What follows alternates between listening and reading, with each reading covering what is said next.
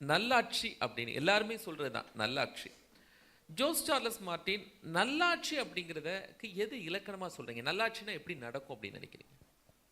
நல்லாட்சினா first மக்களுக்கு வந்து ஒரு ஹாப்பினஸ் இண்டெக்ஸ் இதெல்லாம் வந்து யுனைடெட் நேஷன்ஸில் எவாலுவேட் பண்ணுறது. ஒரு மனிதன் ஒரு பொதுமக்கள் வந்து எவ்வளோ ஹாப்பியாக இருக்காங்க.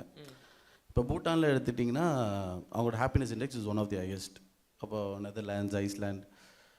ஸோ ஃபஸ்ட்டு வந்து வாழும்போது சந்தோஷமாக இருக்குமா.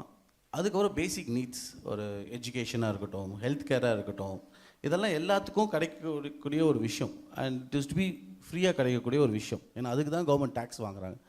பட் நம்ம ஊரில் வந்து பார்த்திங்கன்னா அது எல்லாமே it's all still taxed. So டேக்ஸும் பண்ணிவிட்டு நம்ம கையிலேருந்து கொடுத்துட்டு போகிற மாதிரி தான் இருக்குது. யாரும் போய் கவர்மெண்ட் ஸ்கூலில் போய் படிக்கணும்னு ஆசைப்பட மாட்டோம், கவர்மெண்ட் ஹாஸ்பிட்டலில் போய் ட்ரீட்மெண்ட் எடுத்துக்கணும்னு ஆசைப்பட மாட்டோம்.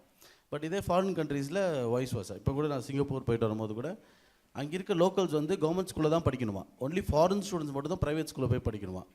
ஸோ அவங்க அந்த குவாலிட்டி ஆஃப் எஜுகேஷன் அந்த ஸ்டாண்டர்ட்ஸை கொடுத்துட்டாங்கன்னா ஆப்வியஸ்லி கவர்மெண்ட் ஸ்கூல்ஸ்லேயே போய் படிப்பாங்க. இன்னொன்று கவர்மெண்ட்டுக்கு ஒரு பர்டன். நம்ம வருஷம் government is also paying so much of money for education purpose. But ஆனால் அது பெட்டராக கொடுக்க முடியல. ஒரு காமன் சிட்டிசன், ஒரு ஒரு ஒரு காமன் மேன், ஒரு குடிமகனுக்கு இந்த மாதிரி நல்லாட்சி எவ்வளோ பெரிய மாற்றத்தை உருவாக்கும்னு நினைக்கிறீங்க அவங்க லைஃப்பில்? கண்டிப்பாக. ஏன்னா நம்ம டிரான்ஸ்பரன்சிங்கிற ஒரு விஷயம் வந்துட்டா இப்போ நம்ம மக்கள்லாம் போய் பார்க்குறோம். நிறைய பேர்த்துக்கு வீடு இல்லை.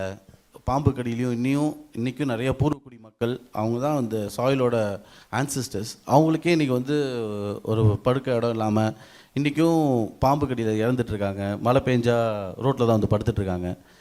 ஸோ இவ்வளோ நாள் இண்டிபெண்டன்ஸ் கிடச்சும் நம்ம வந்து இன்றைக்கி இந்த நிலைமையில் தான் இருக்கோன்னா அது ஒரு சீரியஸ் கன்சர்ன்.